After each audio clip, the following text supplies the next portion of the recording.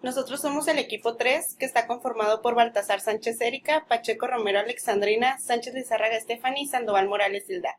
Nosotros les vamos a hablar sobre la clasificación y estructura de proteínas. Para empezar, vamos a hablar de qué es una proteína. Las proteínas son polímeros lineales de aminoácidos con amplia variabilidad estructural y funciones biológicas muy dispares, a diferencia de los polisacáridos, que suelen ser polímeros repetitivos de uno o más monómeros con periodicidad constante. Casi todas las proteínas contienen 20 aminoácidos diferentes sin periodicidad alguna, pero con una ordenación precisa. La palabra proteína deriva del griego y significa de gran importancia. Las proteínas son el material básico de toda la célula del cuerpo.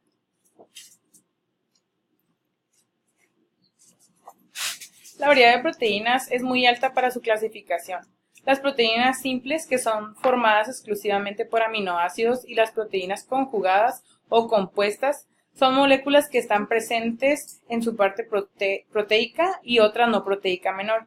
Se le llama grupo prostético. Esto es a diferencia de las proteínas simples, todas son globulares y se clasifican en su función del grupo prostético. Estas permiten la clasificación estructural de las proteínas en dos grupos fundamentales. La primera son fibrosas, son moléculas muy alargadas, desempeñan un papel muy importante que es estructural en funciones de conexión, protección y de soporte. Otras, como las proteínas ciliares y musculares, que presentan las funciones motrices. Estas son insolubles. Las globulares están constituidas por cadenas polipeptídicas plegadas estructuralmente adoptando formas esféricas o globulares, de ahí su nombre, por lo que presentan estructuras terciarias y cuaternarias.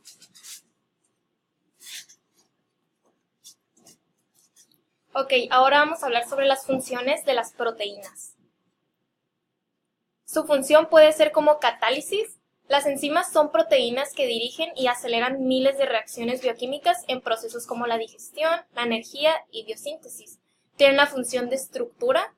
Las proteínas estructurales suelen tener propiedades muy especializadas, como lo es el colágeno, la fibroína y la elastina.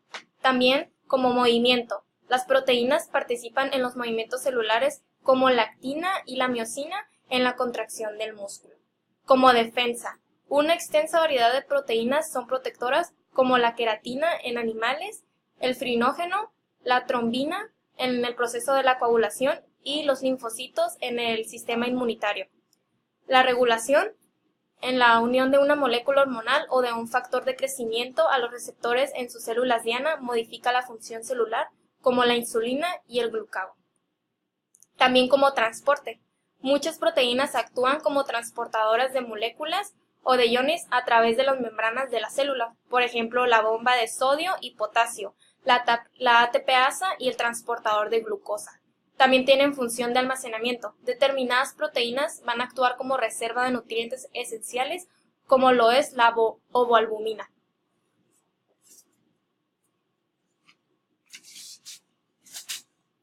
Ok, hablando de estructuras, la estructura de las moléculas grandes como las proteínas puede describirse según varios niveles de complejidad, ordenados en una especie de jerarquía conceptual. Y estos se definen en 4 niveles. La estructura primaria es una descripción de todos los enlaces covalentes, principalmente enlaces peptídicos y puentes disulfuro, que unen los aminoácidos de una cadena polipeptídica.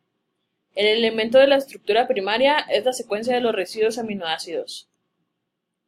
En la estructura secundaria, esta se refiere a disposiciones muy estables de los residuos aminoácidos que dan lugar a patrones estructurales recurrentes. El polipéptido resultante puede estar enrollado en unidades de estructura secundaria, tales como una hélice alfa.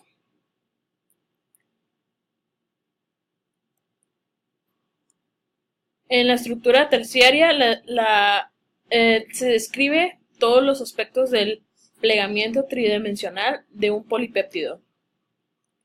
En la estructura cuaternaria, esta se denomina cuando una proteína posee 2 o más subunidades polipeptídicas a su disposición en el espacio.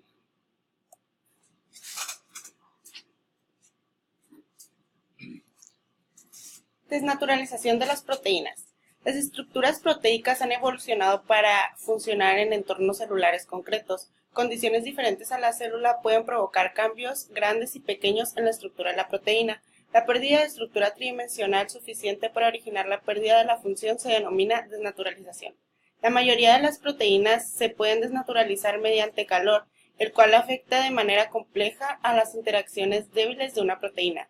Las proteínas no solo se desnaturalizan por calor, sino por cambios del medio en el que se encuentran.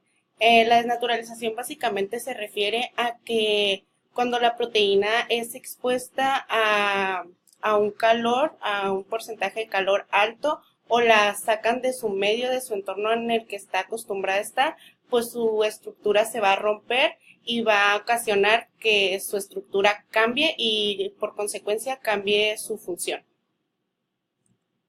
Y bueno, esto es todo por nuestra parte y muchas gracias por su atención.